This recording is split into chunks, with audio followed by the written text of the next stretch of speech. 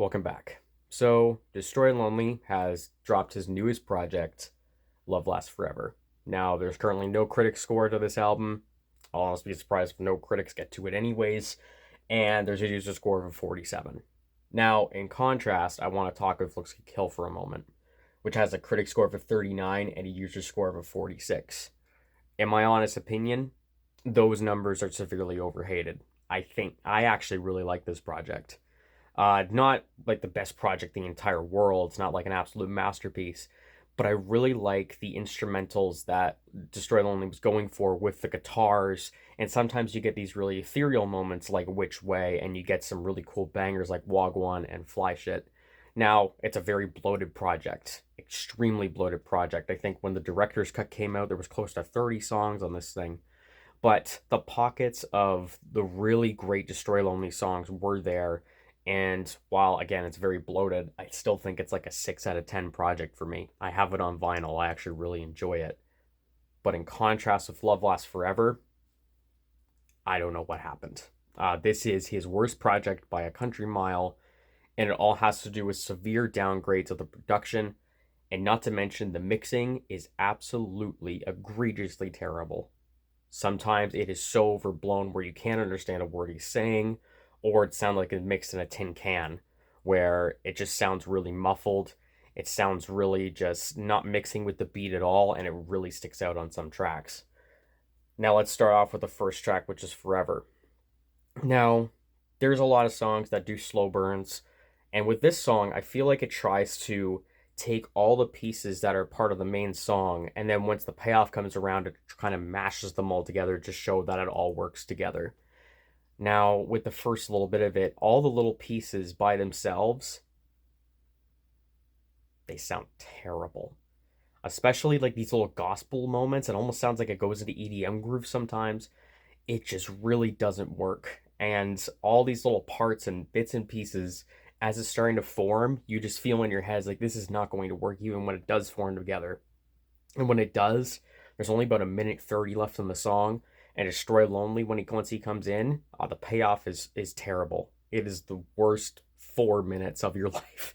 It doesn't work. It doesn't mesh well, and the production just really doesn't suit well the Destroy Lonely sound. And especially, he's kind of going for a more different kind of cadence on this project, a little bit more aggressive, not really as melodic as If Looks Could Kill.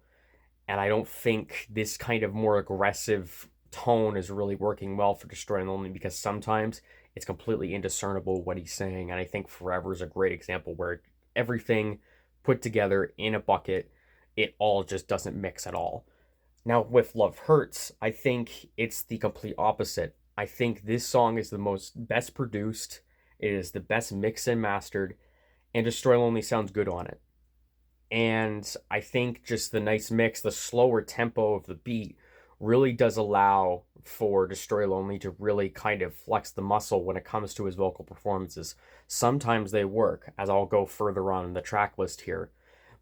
And this is a perfect example of that. But I really think that Lil Uzi Vert on the second half really makes the song his own with this really great melodic performance that kind of reminds me a little bit of Lover's Rage 2, but not by much. But there's those little bits of those melodic pieces there. And as you hear throughout this entire project, I think Destroy Lonely is really trying to capture and encapsulate that Lil Uzi Vert kind of aggression and sound on most of these songs. Now, Crystal Clear is actually a really good solo track where you do get that kind of ethereal sound that you got on Looks Kill with songs like Which Way. I think this song has that ethereal PS1 aesthetic kind of sound, and Destroy Lonely finds a good way to make his new vocal inflections actually work out really well on that song. But once you get to Say That is 2 minutes long, and it feels like an eternity. Now, the biggest problem that this song has is that if you once you hear the backing instrumental, there's actually a lot going on in this instrumental with these really like cascading synths and video game kind of synths going on in the background where it does sound very kinetic and chaotic, but it is pushed so far into the background that it really doesn't add the texture that you need to the song. And Destroy Lonely's performance is energetic, but it doesn't have the stuff that's going on in the background to really kind of come under his voice and make the song more fuller as it is. So when you have this energetic performance with a beat that sounds really neutered and quiet or pushed to the side, it really creates a song that just lacks just the punch that it needs. And it creates this song that where two things are not working together, and it makes a song feel like an eternity when it's 2 minutes long. There is a few songs on here that reach that 4 minute mark, and you can really feel the 4 minute mark sometimes because man, it is a sludge to get through. I did a live reaction to this album, and there was points in this album where I was just looking at my phone, waiting and waiting and waiting for these songs to conclude, and they would take years. Now, Pimp Talk is a nice little change of pace. It kind of sounds like a snot beat, where it does have this nice little violin that's kind of laced through, and it does sound pretty clean and smooth. And Destroy Lonely brings a good performance on there. I wish there was more kind of variety and chemistry in the beats, but then you kind of get into a really, really bad streak of Syrup Sippin'.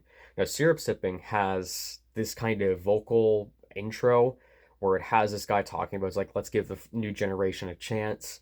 They're the voice of the next generation. And then you have these air horns from like 2007, 2008 just blaring on in the background. And it's building up to something. It's another example of like Forever, where it's building up to something, but then the new beat comes in and it just sounds so flat. It feels so just limp. And it just sounds really, really, really cheap. It sounds like just these basic pack texture beats that you would find like on BeatStars or a free type beat you would find on YouTube. They're so boring, they're so limp, they have no kind of interesting qualities to them. And with Destroy Lonely's vocal mixing, it just sounds like just vocal sludge. You can't understand a word he's saying sometimes. Lock In is another example, whereas he has these really high pitched and terrible, like twinkling, like almost like hitting a triangle. Just really these terrible twinkling synths. That sounds so cheap and so brittle.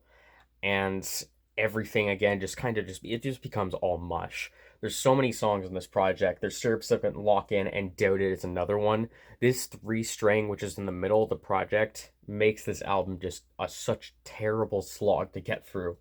Honestly, has a terrible beat, but it does allow for the nice kind of more aggressive Destroy Lonely performances to shine through to work out a little bit better.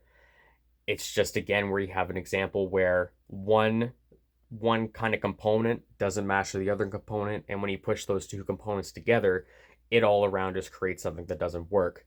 Although Destroy Lonely is trying his best to make it work, it just doesn't. And Thrill is the worst Destroy Lonely and Ken Carson collab I have ever heard, mostly because this is the worst example of mixing on this project that I have ever heard.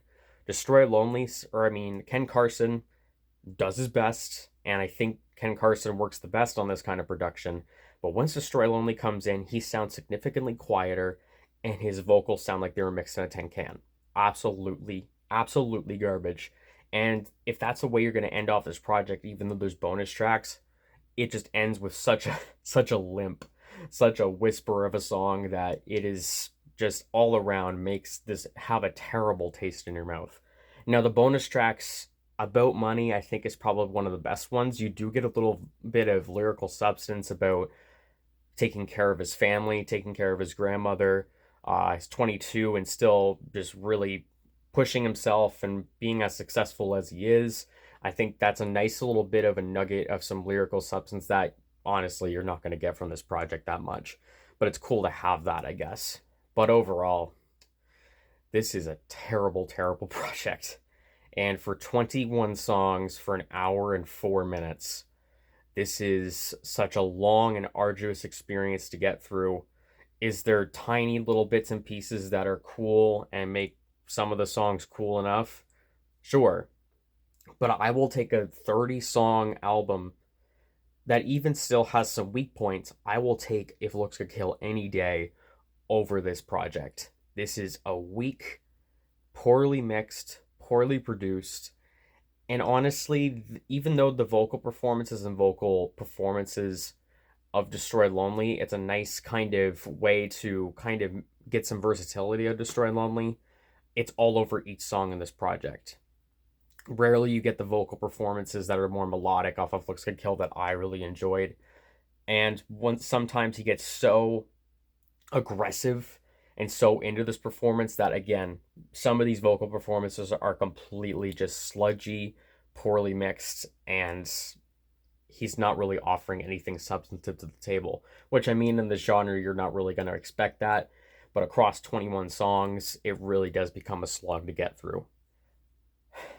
I really didn't want to do this, but it's 21 songs. And while I have like one, two, three songs that I think are legitimately good, out of 21 songs, that is absolutely terrible. Yeah, this is probably one of the worst albums of the year. And I even talked about on the stream, is like, is it worse than Little Dicky's Peanut? And while that's a comedy album, I think that's still going to be my worst album of the year. Destroy Lonely really puts up a fight to bring up one of the worst projects of the year. So that is my review. Leave your thoughts in the comments down below. I'll probably get a ton of hate for this album review, but I honestly don't care at this point. I think Destroy Lonely could do so much better than this. Not to mention, there's a V2 of this that has 8 more tracks on here, and there's 2 more, I think, songs that are coming on this project as a deluxe. No way, no way we're doing this even more. So leave your thoughts down in the comments. Ken Carson and Playboy Cardi is all we have left. And have a good night.